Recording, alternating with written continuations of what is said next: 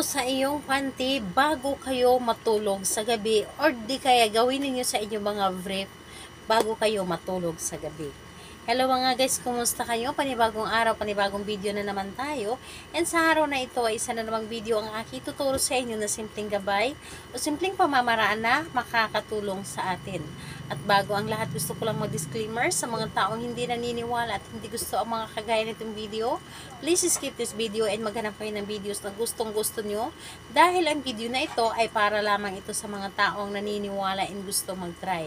Sa lahat po ng mga nagko-comment at may nagre-reply po sa inyo na dinadala kayo sa kanilang WhatsApp in Imo, mag-ingat po ang lahat dahil sila po ay mga nanggagamit lamang at ginagamit po aking pangalan at ang aking mga larawan para makakuha po ng mga pera po sa inyo. Kaya mag-ingat po ang lahat. Ngayon po, ito ay gagawin ninyo sa pagkatulog or bago kayo matulog sa gabi sa inyong brief or sa inyong panty. Ito po ang inyong partner talaga namang hanap-hanapin kayo at hindi ito mapakali hanggat hindi kayo makikita. Ito ay pwedeng gawin sa parihas ang kasarian, babae ito babae and lalaki ito lalaki. Syempre naman sa ating babae at lalaki na mag-partner, and pwede mo itong gawin kahit na kayo ay lapit at magka-LDR, and gawin lamang ito sa totoo mong mahal. Gawin mo lamang ito sa inyong mga partner mismo, sa inyong asawa or sa inyong karelasyon, basta ito po ay walang sabit, yung hindi po kayo third party. Dapat po ay asawa mo ito at wala itong ibang minamahal, or ikaw talaga ang legal na asawa or ikaw talaga ang legal na boyfriend or girlfriend niya. So ayun po, dito po, kailangan natin dito ng ating gagamitin sa paggawa ng ritual na ito. Ang kailangan lamang natin dito sa naibanggit ko na sa inyo, kailangan natin dito maghanda ng panty o brief ng inyong partner, or panty or brief mo na ikaw ang gagawa. Panty mo po mismo or brief mo mismo na ikaw ang gagawa.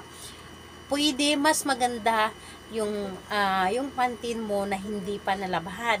Yung nagamit mo na, nasuot mo na at hindi mo pa nalabahan, yun po ang gamitin ninyo.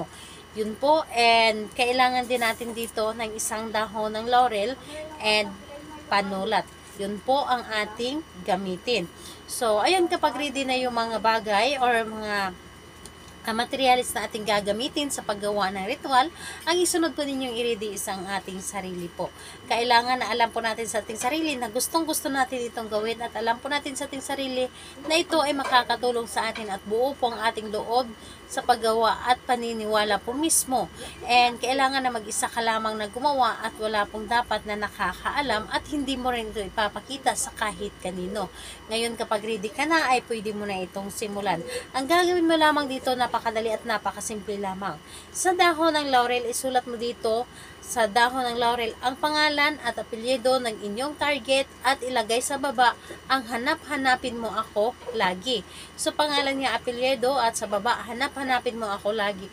And mas maganda na ang gamitin po ninyo na panulat ay marker or di kaya'y color pin. Dahil kapag ballpen po ang ating ginagamit, ang ating dahon ng laurel po ay masisira dahil hindi ito nakapagtinta sa dahon ng laurel. Kaya naman gumamit tayo ng marker o di kaya pentel pen or color pen. Ngayon, again po, pangalan at apelyido dito sa itaas ni target at hanap-hanapin mo ako. Ngayon po, hawakan nyo lamang ang dahon ng laurel at humiling kayo. Humiling kayo na nagmula sa inyong puso taimtim. Sabihin po ninyo dito na sa pamamagitan mo ako ay yung tutulungan na ang taong aking minamahal, ang aking asawa or di kaya ang aking boyfriend, girlfriend, siya po ay sobrang maghahanap sa akin. Siya po ay sobrang mababaliw sa pagmamahal sa akin. Wala siyang ibang mamahalin kundi ako lamang. Wala siyang ibang titingnan kundi ako lamang. Wala siyang ibang gustong makasama kundi ako lamang. At mamahalin niya ako higit pa sa kanyang sarili. Lahat po ng gusto ninyo sabihin, basta't ito po ay positive lamang, basta ito po ay para lamang sa inyong relasyon, sabihin mo dito, hilingin mo dito lahat-lahat ng gusto mo. So ayun po, pagkatapos mong humiling dito, kunin mo ay inyong panty at ilagay ito sa gitna ng inyong panty, ang dahon ng laurel, ibalot at ilagay po sa inyong tabi, sa higaan o sa inyong unan o di kaya sa ilalim mismo ng inyong unan. pili lamang kayo sa higaan or sa ilalim ng unan o di kaya'y sa tabi ng inyong unan.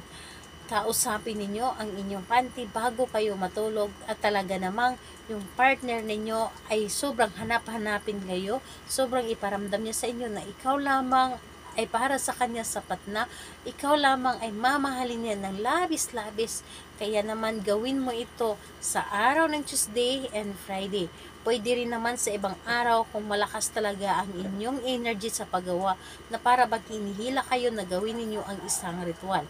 So, ayun po, kailan ito pwedeng kunin mo lamang ito kapag naramdaman mo na gumana na ang inyong ginawa, at ayun po, saka mo na lamang labhan ang inyong panty kapag naramdaman nyo na gumana na ito. So, sa lahat po ng mga gustong magpa-shoutout, mag-comment lamang sa baba para ma-shoutout ko kayo sa next video.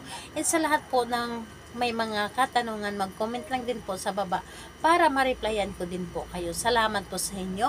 Bye-bye everyone. God bless us all.